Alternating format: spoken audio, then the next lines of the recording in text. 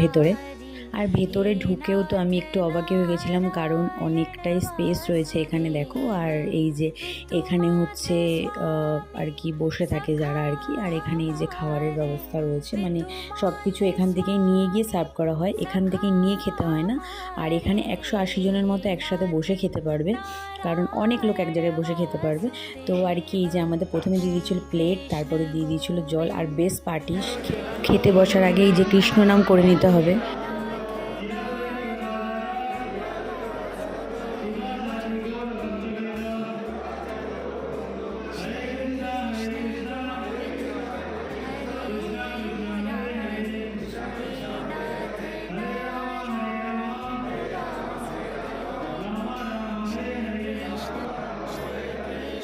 তো খেতে বসার আগে ঠাকুরের নাম নিয়ে প্রসাদ গ্রহণ করা মানে একটা আলাদাই শান্তি, মায়াপুর মানে একটা আলাদা শান্তি। যদি